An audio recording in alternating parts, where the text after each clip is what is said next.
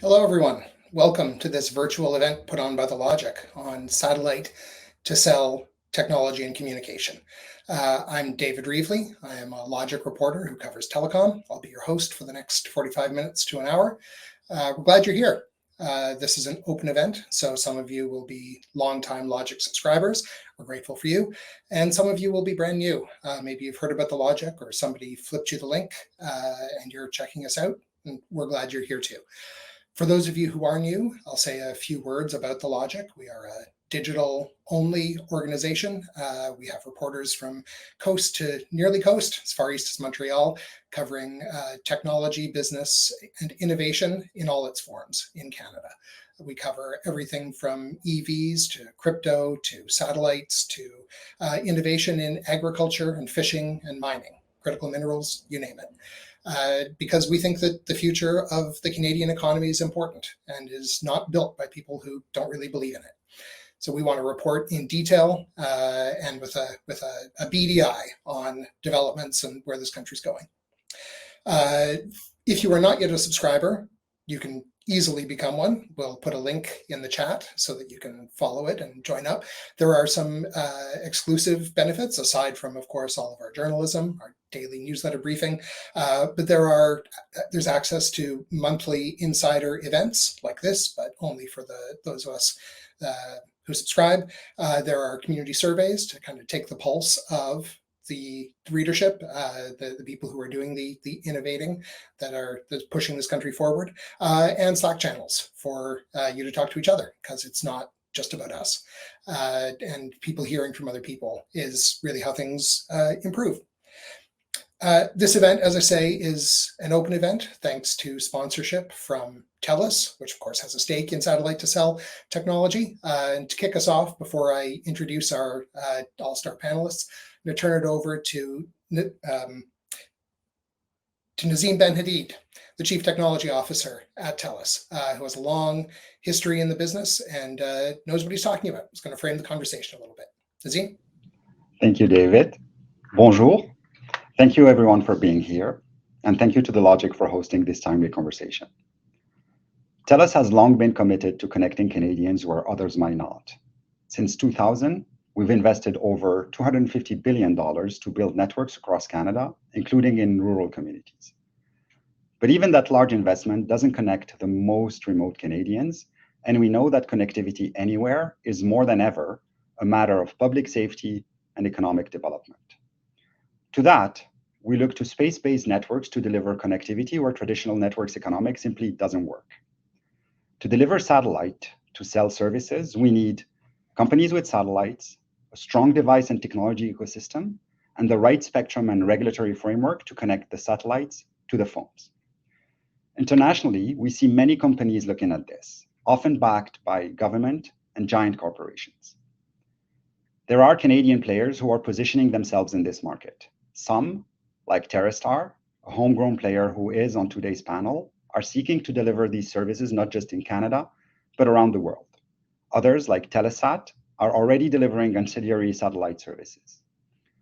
In telecommunication technologies, space is once again the next frontier, and TELUS wants to help put Canada at the edge of this frontier. This isn't just a question of innovation, but a question of national security and sovereignty.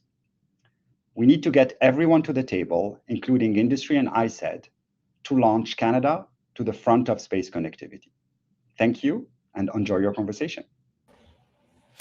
Thank you very much for that, and thank you for sponsoring it. So what is satellite to cell technology and satellite to cell communication? We'll get into it in detail, but at its most basic level, it is beaming cell service from space instead of from antennas on Earth. And in Canada in particular, as you know, if you pay any attention to the sector the way I do, you know that this is a really big problem. We have a country with huge population centers and a vast sparsely populated geography once you get, in most cases, more than a couple hundred kilometers from the US border.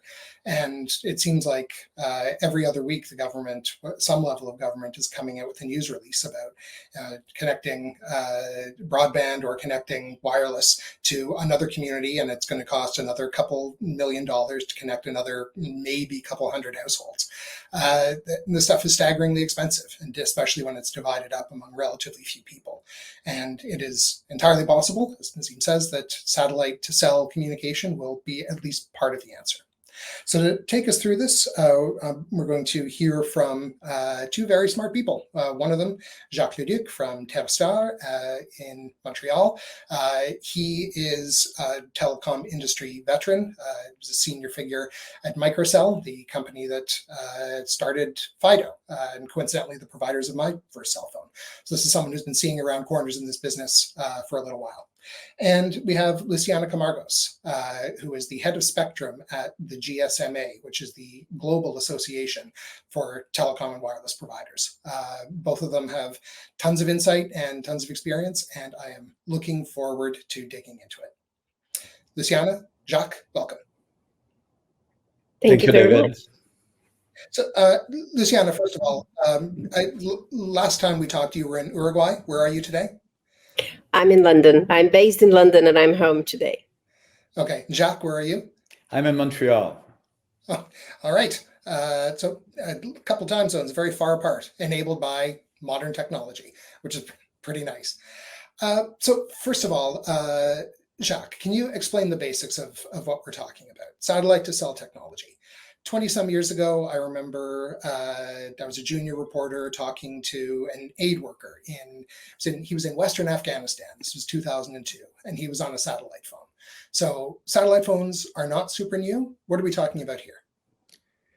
Well, the satellite phone is something that do exist, for many years. The challenge today is to go from what we call a niche market to a mass market. So is, access outside cellular network, is it something, for rich people, or is it an essential service? So that's why we have this, I will say, sudden interest into the satellite service. I mean, there's a need. You've talked about it. Cellular connectivity is an essential tool in our daily lives. It's improved our safety. However, there are dead zones. Approximately 75% of the Canadian landmass lack cellular coverage.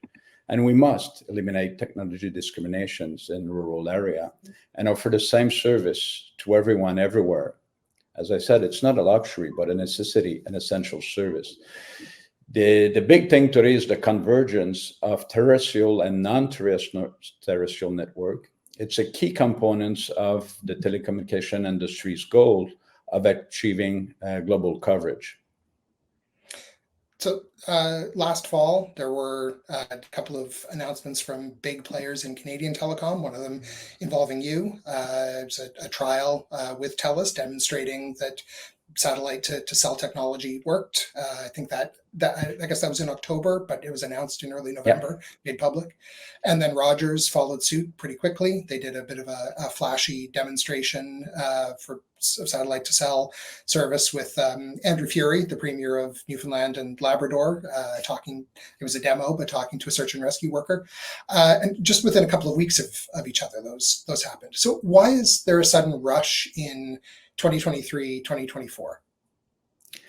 Well, as we expressed, there's a need. I think that in today's life, our cellular is our lifeline. I mean, people want to be connected 24/7 and everywhere. So the need is there. As you express as well, the financial aspect is another reason. Population density determines the extent of networks. And practically today in Canada, it is uneconomical to extend mobile infrastructure with cell tower in rural area. There's also a technology aspect to it.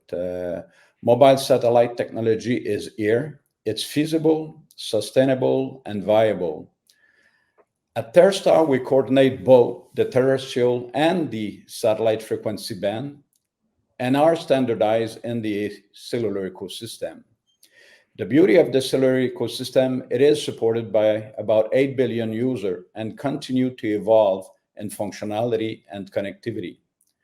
Today, due to the technological advance, satellite productions and launch costs have significantly decreased in recent years. At TerreStar, we have the satellite, the spectrum, and the infrastructures. We are ready. We are doing demonstrations with Canadian cellular operator, and we will provide service by the end of the year. By the end of the year? Yeah. So before I get to, actually two things, before I get to Luciana. One, audience, this conversation is for you. If you have questions, please put them in the chat and we'll do our best to address them as we go. But the other thing, Jacques, what are the big use cases for SAT2Cell technology? Who's this for? Well, I think the major one is the integrations of terrestrial and satellite network, as it is a fundamental evolution of mobile infrastructure. Seamless integrations with Canadian mobile network operator to provide continuous and affordable direct-to-mobile satellite communication service. Nothing is greater than the vast consumer market. It can also act as a redundancy when cellular network face service failure. Emergency service, such as calling for help during an accident in a remote area. It happened many times in our rural roads in Quebec. Connecting vehicle reporting an accident. Right now, we're talking with different car manufacturer to change, I will say, the kind of the dolphin antenna we have on our car to a round shape one that will be able to connect with, cellular and satellite. And all the public safety alert, we had many of these during the summer, sending signals to people in certain regions to evacuate the area due to forest fire or during the flood season, asking people to leave the area, or other type of, emergency or alert, such as the Amber Alert. Obviously, it will enhance public safety through advanced monitoring of asset, resource, and critical situations like forest fire, using satellite-based IoT sensor, sending an alarm for a specific coordinate, allowing immediate interventions, and avoiding propagations of the fire. Enabling digital transformations in regions by providing mobile infrastructures comparables to establishing railroads and power plant in the past. Strengthening Canada's sovereignty, especially in the defense matter, with a focus on Arctic coverage. And final, facilitating economic progress and community benefit by eliminating dead zone and providing ubiquitous connectivity to all the time, everywhere. Luciana, when you talk to major terrestrial cell phone providers, where do they tell the GSMA that they see SAT2Cell service fitting in with, I guess, first of all, to the services that they provide to consumers, and then afterwards, Internet of Things commercial connections? Oh, it's... There we go. Oh, the host has unmuted me, apparently. Yeah. Thank you very much. Of course, this is a huge topic for us. It's a hot topic for everyone, but it affects directly the mobile operators and GSMA's Association of Mobile Operators. We have been discussing this topic extensively within the GSMA. Everyone is very, very, very excited about this. It's been 20 years that we're talking about connecting phones to satellite. Lots of attempts were made in the past, but the phones were different and it was not the same phone. It didn't connect easily. It was big. It was never charged. There were lots of challenges. We seem to have overcome that and we seem to be connecting. There are lots of concerns from the mobile operators about protecting the existing networks, existing mobile operators' networks, but the integration is something that everyone is excited about, and the possibility to cover areas that terrestrial technology simply can't achieve.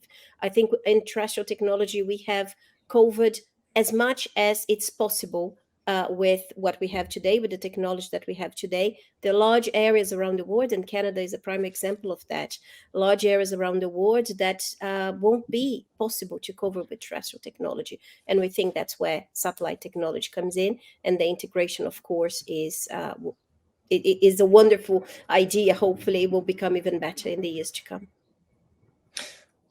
When it comes to lack of people who don't have cell phones, how big a problem is lack of coverage versus lack of wanting one? Not that it's a problem not to want a cell phone, but if you don't want one, when it comes to from your industry's perspective, it's your right not to have a phone. It's the right to everyone not to have a phone. Please don't feel obliged to. But it is a technology that has, of course, disrupted industry and has disrupted the society over the past 20, 30 years.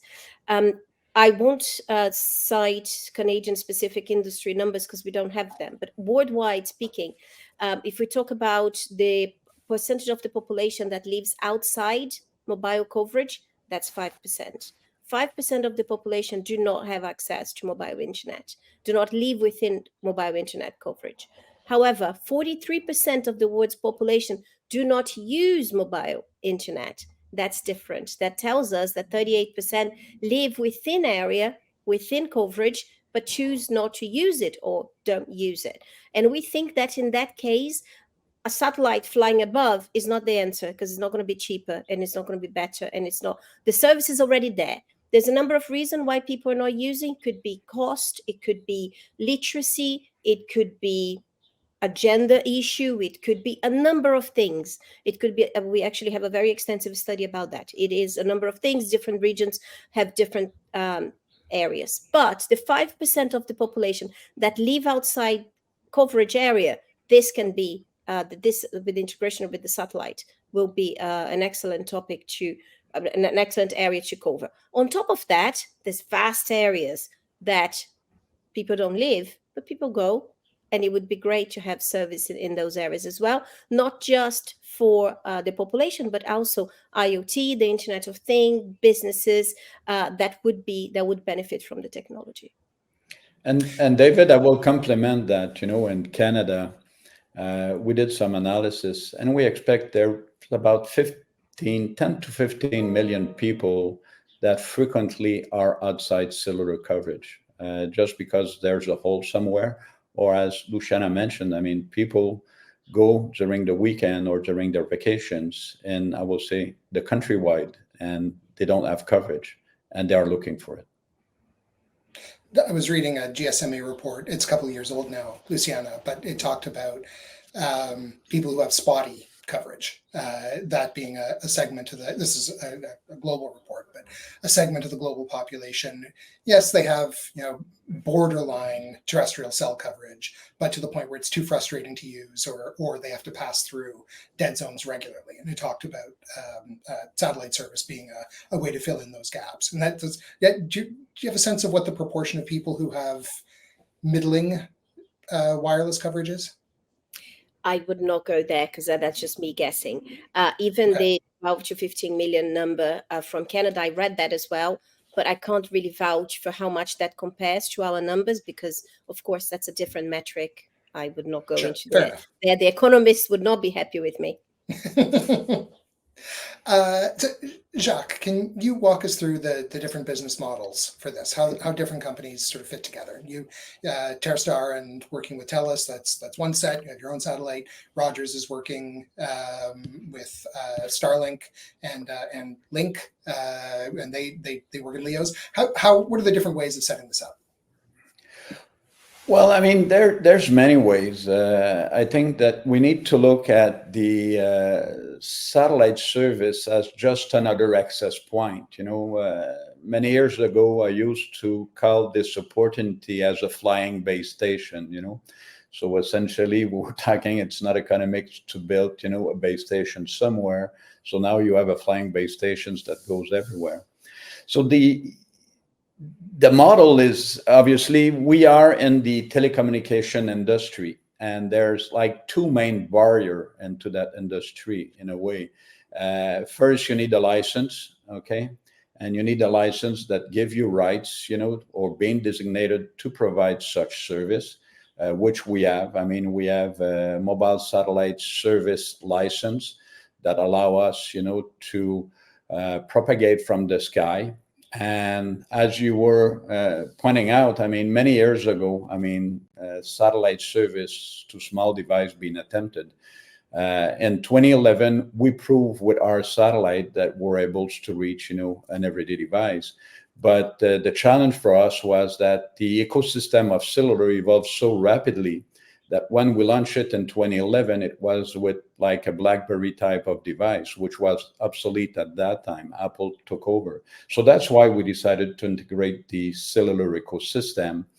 And now, given that we've done that, we have the satellite, the license, and the infrastructures to offer service. And as such, our model is one, a very simple one, whereby we want to connect, all the operator. I mean, the mobile operator are doing a very good job, servicing the consumer. They have points of presence, to sell the device and inform the customer. They bill them on a monthly basis. So you could look at our approach is to connect all the mobile network operator in Canada, okay, to reach all the customer, to reach really the mass market. It's really to incorporate ourselves into their network so they could even define the type of service they want to deliver to their customer. They could even go into our system and define which customer have rights to use the service or not. So we define it as an open network. It's open to all. And I believe for the cellular operator, they have choice in front of them. They have people like us who have, the asset to deliver it, who are providing an open network. And then you have others who come with, I will say, a technology that address from the get-go what we call the legacy device, okay? So no need to make change to the device, though we have seen that there's a challenge. There's a challenge because these devices were not built, I will say, the antenna and everything to connect to faraway base stations. We have all experienced a device that when we reach the edge of the base stations, we have one bar on our device. And then, I mean, we don't have service. So this is the different model, I mean, that people will have choice of. But like for roaming, if you take TELUS, for example, when their customer go to the United States, they don't have one deal, let's say, with Verizon. They have a deal with all the different service provider into that country. And then, depending of availability of network, they make sure they can service their consumer. So I believe same will happen, into our industry where there will be more than one player to support the service delivery to the consumer. Competition is good. It's bring innovation. It stimulate each of the players to do more and move fast, to capture the marketplace. And that's essentially what we're doing. I mean, for us, license is just an evolution of our service. I mean, as I said, we've done that with small device more than 10 years ago. We integrate the ecosystem. Now we have some devices who have chipset and handset available. And that's how we will provide service to everybody. So essentially to the mass market. Did I understand you correctly, though, that in Jacques Leduc's ideal world, within Canada at least, all of the major wireless providers would turn to TerreStar to be their satellite to cell provider? You would sort of offer a white label service to each of them, all funneled through your system? Yeah, I think it's in their best interest. Obviously, I will leave them to make the call at the end. But for a cellular operator, having optionality is very important. None of them want to be hostage by one technology or by one service provider. They want to make sure that they have this flexibility. Talking to handset manufacturer today, they say, Jacques, give us a worldwide solutions. It will be integrated in all our devices. Because obviously, when you talk to the large handset manufacturer, they're selling their device around the globe. So they don't want to insert one specific type of technology for one specific market. They want to have something that is global, okay? And for them, coming to their handset manufacturer, TELUS calling, let's say, a Samsung, an Apple, a Google, and say, I would like to have these device, which will incorporate, the S-band of TerreStar into your device. That's what these manufacturers are telling us. Talk to your MNO or the mobile network operator. So they asked for that service, gave us a fleet that will be global, and within 12 months will be there for you. So, Luciana, I want to ask a version of that to you. And we have, I'm just going to read this question from Lewis Redford, who says he's logged in from Kisumu in Kenya. Cell service is down thanks to a flood, but my Starlink is working fine. Starlink has to be the low-hanging fruit for Canadian cell-to-sat service, right? Starlink being obviously a Leviathan in the LEO, low Earth orbit, put up literally thousands of satellites to serve customers globally. How do the LEO providers fit into this ecosystem? I think that's a very interesting question. And I was reading exactly that same question you just read to me. And I think there's a lot of confusion of what the service different satellite operators offer. So in that case, I don't know the particulars of Kenya, but I imagine that the Starlink connection that they have in Kenya today is not a cell to sat connection. It's actually a fixed link connection with that Starlink antenna that goes on the roof or something. It's a completely different technology. It's a completely different service. It operates in a different frequency band, much higher millimeter wave. So we're talking about a very, very different service. Starlink is proposing to offer direct to cell as well on the LEO environment, which is very interesting, but different from the MSS operators that have existed for the past 20 years. They are proposing to offer this service using MNO cell phone operators spectrum that they are not using in particular regions of the world. That's a very different proposition than you have of TerreStar and maybe Telesat and EchoStar, different MSS operators that have been providing this MSS service for many, many, many years. The fact that they are lower in orbit might make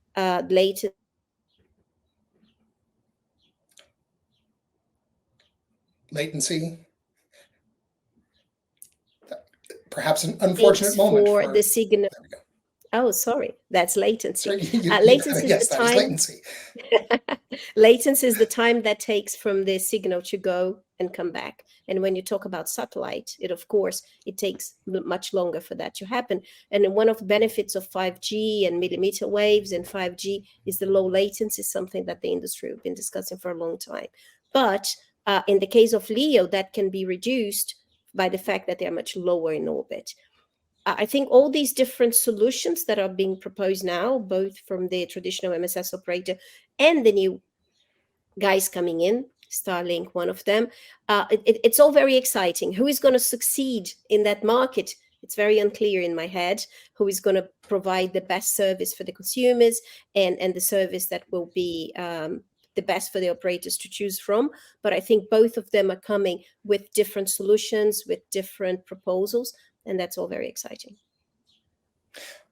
Let's talk about some of the regulatory issues. I'm going to stick with you, Luciana, and ask questions about spectrum, which I know you live and breathe.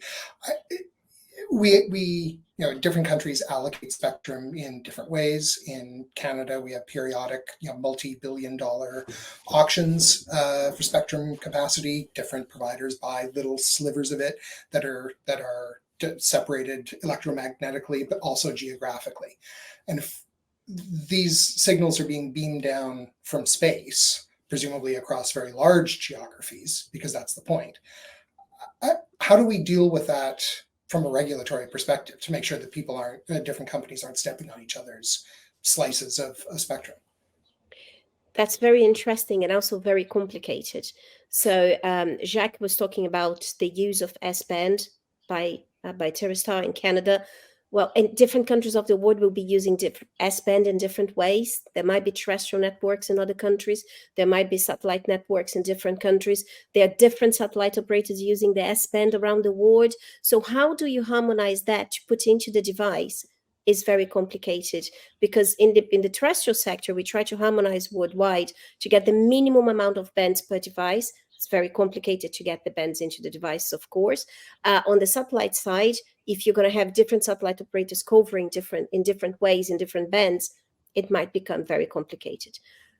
You asked about Starlink. Starlink is a non-geostationary service, which means their satellites are flying all around the world.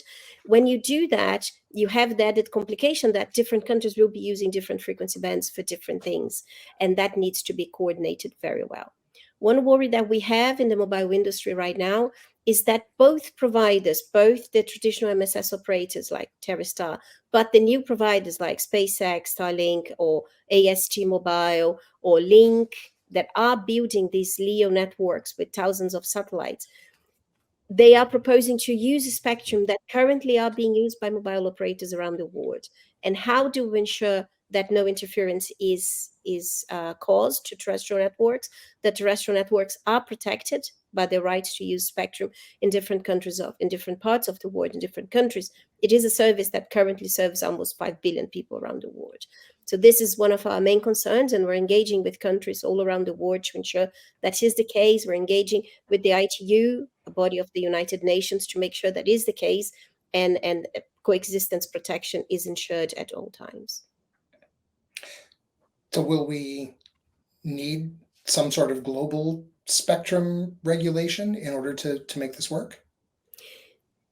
It is quite complicated because spectrum is a national resource, and it's a matter of, a spectrum is actually in some constitutions as is a national sovereignty. So each country has the right to decide how they use the spectrum, as long as they don't interfere with their neighbors. We try to harmonize as much as possible, and we have recommendations that do that, but ultimately, it's each country's decision to make.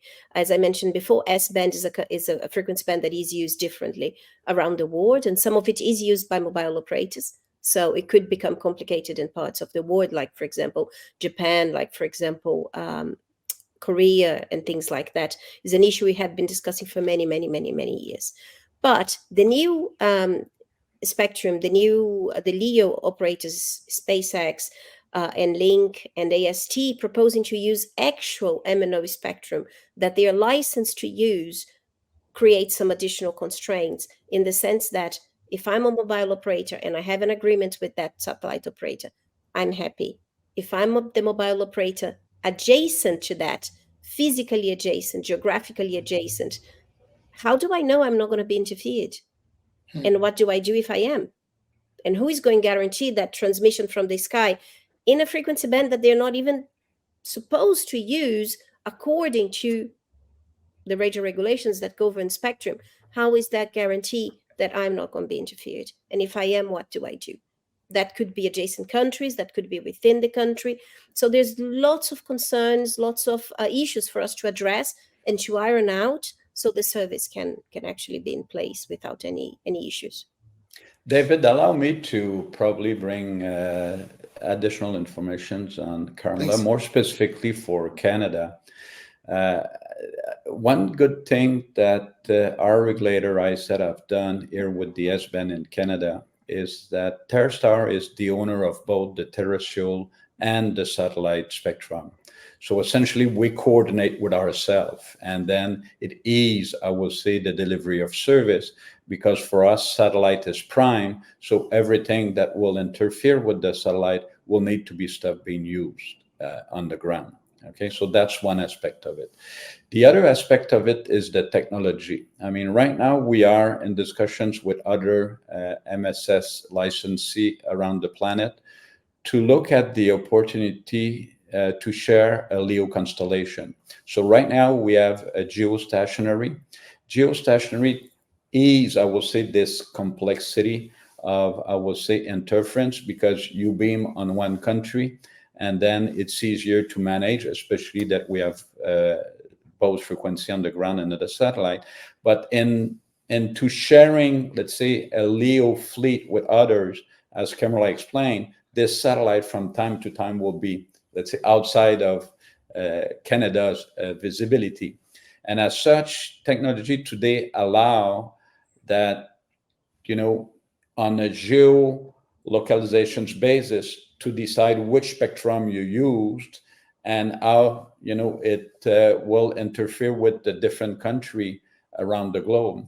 So it's a combination, I believe, of proper regulations and proper technology to make sure that those two can coexist and support the best service to all without interfering with the service on the ground. Because in today's environment, most of the mobile network operator are asking a regulator to issue more and more 5G spectrums because they lack of such resource.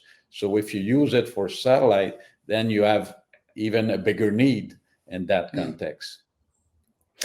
Did I understand you correctly that a LEO satellite could be programmed to change the spectrum that it's beaming as it orbits, depending what part of the globe it's aimed at that moment? Yeah. That's pretty neat. If I can jump in here, I have a couple of concerns to raise. Yes, I've heard that a lot, that the LEO satellites are able to do that. I really need to see more than just LEO satellites are able to do that. I need to see the tests. I need to see actual technology implemented. I need to see, because as mobile operators are concerned about that, with the billions that they have invested on the ground, that is something that is of primary concern to us. It would be great if that is true. We had meetings recently with one of these LEO operators who said, actually, I can't switch that much. I need 2 times 5 megahertz of clear spectrum because I cannot swap from one country to the next. Which mobile operator will have 2 times 5 megahertz of clear spectrum after paying billions of spectrum to use that spectrum? That's very, very, very difficult to achieve. Same operator told us, if you can't have 2 times 5 megahertz of clear spectrum, there will be 50 kilometers area where we cannot cover between your coverage and our coverage. So those people live in the 50-kilometer radius around the cities will actually have neither, which doesn't seem right and doesn't seem fair. So the theory around the technology is super exciting. I'm really hoping that the reality around the technology is going to be as exciting as the theory. That's my point number one. My point number two is what Jacques just said. The satellite operator can cover one country. Actually, that's not how satellite operators work. Each geo satellite covers a third of the globe. So, okay, Canada is a very big country, and you can do your beams in a way that's what you cover. But in principle, when you talk about other areas of the world, one satellite operator is going to be covering a lot more than one country. And how is that going to be managed, and how is that going to be managed is the word that I was looking for. But we'll come back to you. I just want to make sure that I understand that the beam size for a geostationary satellite is so large that maybe it could be managed around a landmass the size of Canada's. But if it's a landmass like Western Europe, there's no way you're going to be no way to avoid beaming that signal at perhaps dozens of countries at once, each with its own domestic spectrum regulation. Is that about right? That's correct. That's correct. And even in the case of Canada, it's a third of the globe. So it's more than Canada. Of course, the satellite operators can design, and I'm sure Jacques will be much more versed into that than I am. But this is something that is not as simple. One final point that I would like to make is that when you talk about the spectrum, we used to be sit in different spectrums. So MSS spectrum, mobile satellite spectrum is here, MNO spectrum is here. We're not talking about maybe all operating within the same spectrum. That creates a scarcity as well as interference issues. So all that will need to be addressed by regulators around the world. I don't envy their job. I think that it's extremely complicated what's ahead. Jacques, do you have thoughts on that? Well, I mean, we have a geostationary. I mean, obviously the fact that the MSS license, and I would say most of the MSS license right now use their spectrum just for, let's say, satellite service. And as such, this spectrum is not in conflict with terrestrial network. I agree with Carmela. In some country, they use both, but not everywhere. And this is where there is an opportunity with the L and the S band, who are MSS spectrum that has been designed as such for satellite purpose. These are the one that have integrated the ecosystem of cellular.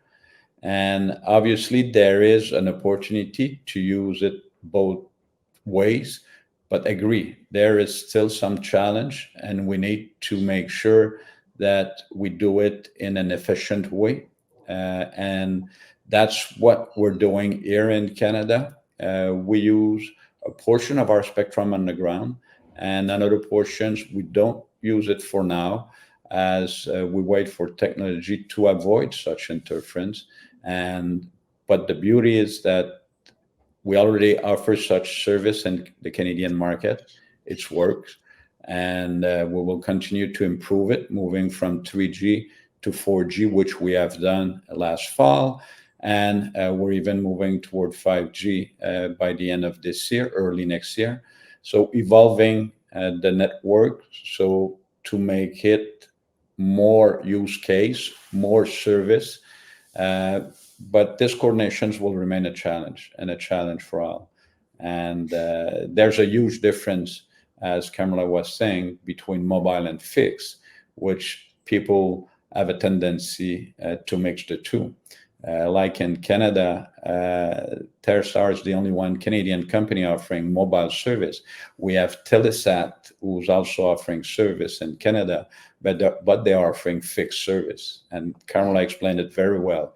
Different type of satellite, different license, different infrastructure on the ground, different power. So it's a different technology at all. So, Luciana, before we move any farther from it, what does interference of the kind that you're worried about look like to me as a consumer? How would I experience that? In the worst case scenario, you would not be able to use your cellular network, which is this network that people primarily use, and of course offer much more in terms of data than satellite operators do or will, based on the reuse of frequencies, based on the technology. But in worst case scenario, the terrestrial infrastructure could be completely down. Just interfere Just to the point where it simply like that. So if I'm on my cell phone in a place, I'm on the terrestrial network, would it look like I have 4 bars? Would it look like I have no bars? 4 bars, but it doesn't work? Like what is that interference? What's my experience of that as a ordinary dumb consumer? It means you have no signal. You don't connect.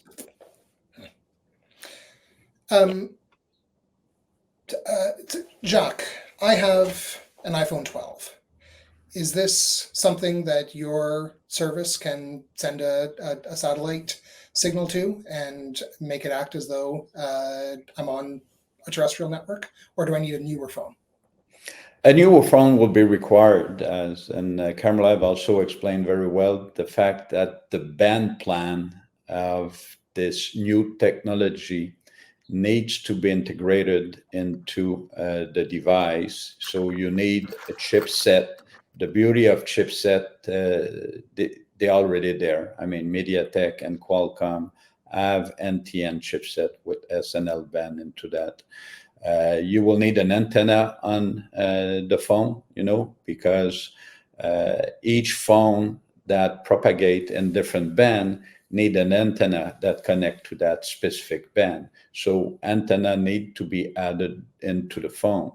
We also have. When you say an antenna, though, this was not something like and pull it out. It would be. No, right now, if you take a phone, the antenna will many times be, in the edge of the phone, internally integrated into that. Okay, so it's the same.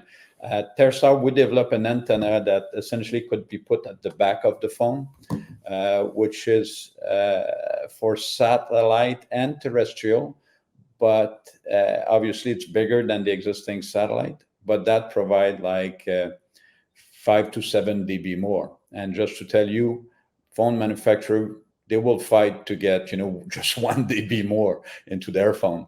The challenge here, it's one of form factor, whereby it might increase slightly the thickness of the phone, to use such an antenna. So the ecosystem is getting ready. Okay, chipset and set manufacturer. There's new device already. We use some to do our demo with TELUS. So we use existing device that have the antenna, that have the chipset, which has all the back-end process, because as Carola explained, there's latency between, I will say, the satellite and the device, that it's much greater than what you have on the ground with your terrestrial network.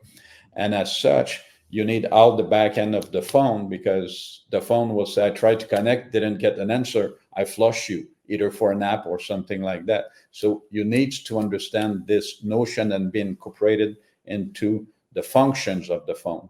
And all that is happening. I mean, as I said, some chipsets, some phones, some antennas are already there. And now we just need the mass adoptions of it to make it, a real service to be delivered. It's like when in the early 2000s, when we all had the flip phone, which was the coolest thing, and then, came the smartphone where you could connect to the internet. At the beginning, it's not everybody who had a phone that can connect to the internet, but people change their phone, I will say, every 3.5 years period of time. So you will have this new functionality embedded into the phone that you will purchase. And that's how you will get, over the years, 100% of the populations. And if you ask my view and my visions, I think in 10 years from now, everybody will have a phone that will connect to a satellite. Luciana, what countries are leading the way in this? Who, if anyone, so far is doing this well? Well, I think the biggest announcements have come from the US with Starlink, and of course we have Link and we have AST as well. I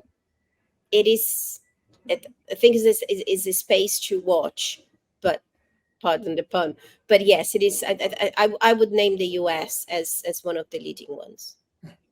Link, one of Rogers's partners, they announced a deal last week, I think, to provide the service to the U.S. government, or it's sort of an umbrella deal that different, I guess, branches of the government can take advantage of for things like emergency alerts and when you have to deploy people out into relatively remote parts of the country. Are there other governments that you know of that have signed up for this kind of service?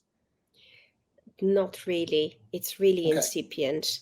There was one point I wanted to raise, though. One question mark that we have, and we're trying to address at the moment, is which of the providers of solutions would require a new phone, and which of the providers of solutions can operate within existing phones with no special antennas or no special equipment. In order to allow deployment, of course, the second solution is much easier, is much simpler. Is that feasible? Is that not feasible? Can that actually close a link with the satellite? So I think that's one of the main points of discussion in this topic is the type of phone that will be required. Jacques, we went from announcing first tests that have been successful in Canada late last fall. You're saying that this will be a service that you'll be able to offer by the end of 2024.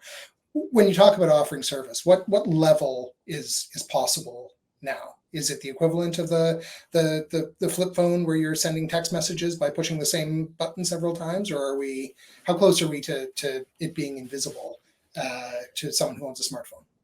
Well, as we said, I mean, there's different components into a network to deliver the service. We have the satellite, it's already up in the sky. We have the ground infrastructures that can deliver that service. And now the new phones, some of the new phones, the one that we've done, for the test, are now available. So using those new phones, it won't address, I will say, the legacy device, your iPhone 12 that you were talking about. That won't work. I don't think of it as a legacy device, but okay. I just got it. I figured. Yes, I understand. But so you won't be able to connect with the satellite. So those new phones that we be able to connect to the satellite, we will provide email, SMS, and chat, this year. And as we will, text of one kind or another. Yeah, so it will be your regular phone. I mean, that your everyday device that you will be able to send a text through, I will say, the same device using our infrastructure. In 2025, we'll overlay, I will say, a 5G infrastructure on top of it, with the expectations to deliver voice on top of it. So that is the evolutions of our service with the existing satellite. And then we are in the design right now of LEO satellite that will solve, the latency and will bring additional service. Obviously, as you reduce latency and stuff like that, then you will add, video call that will be able to be supported with this 5G technology. I do have one comment, one question actually. I think we have different definitions of what 3G, 4G, and 5G are, because you mentioned 4G and you're already going to do 5G next year. But currently, you said you do SMS, email, and to us, that's not 4G, that's 3G, maybe 2.75G. So what data rates are we talking about for your expectation for the upcoming years? When we had one of the MSS providers discussing with us last year, the GSMA, they said 5G in 28 potentially. I see your timeline is much earlier, but maybe you refer to that as different services. No, I think that what I make reference to is the infrastructure on the ground that we're using. The technology that is embedded into that. So the infrastructure on the ground, like the base station and stuff like that, will be 4G and 5G. Obviously, that's when you will have the satellite, because the satellite is kind of the weakest link right now, as it's an old satellite up in the sky. That this is more a 3G type of satellite where you will get, maybe half a megabyte, of speed. So that's why you cannot have video and stuff like that right now. So the satellite will be the weakest link until we get the LEO fleet, where then you will have, as you point out, in 27, 28, the type of 5G service throughout the value chain. And if I just could ask one more question, sorry, I'm actually finding this extremely interesting. When you get a LEO fleet, is that going to be operating in S-band as well, or in different parts of spectrum? No, but right now what we're looking at is the potential of integrating S and L band into it. The vision is, given that each of the S and L licensee have specific license in a specific region, how can we have a LEO fleet where we could share the cost of such LEO fleet, and then, provide service over our country when it's flyby, and then being able to offer, I will say, an affordable, or should I say a more affordable service to the end user in doing such. That's very interesting. Thank you. Thank you for making my task easier. Asking each other questions. It's wonderful. I do think we have just about reached the end of our time, though. Luciana, is there anything important that you want to say on the subject that I haven't gotten out of you in the course of this conversation? No, I think I brought all my points across, but thank you very much for inviting, because I have really enjoyed it. I guess I'm very glad. What should we be keeping an eye on when it comes to government regulation? What should we be watching for? For most and foremost, the coexistence with terrestrial networks. I think that's the thing that is going to either make or break it. I don't think it's in anyone's interest in the whole world to damage the terrestrial networks, to interfere with the terrestrial networks. It wouldn't be in the satellite network, satellite operators' interest or the consumer's interest or the government's interest. So I think making sure that comes across clearly with all the processes in place, I think is going to be key for the success of the system. And Jacques, technologically, what's the next big thing to look out for? Well, the next big things for me is obviously the device integrations. I mean, for us, SNL licensee is to have, these band integrated into the everyday device. So it could be into the end of the consumer. Leverage our existing infrastructure to support basic service that at least people will be able to get some connectivity when they're outside coverage, even just to say they're fine or they need help and they are at such locations. This will be feasible, and that will be of great value for everybody. And the next big things is really to make sure that there's an evolution of the regulatory environment to support the evolution of technology for us licensee.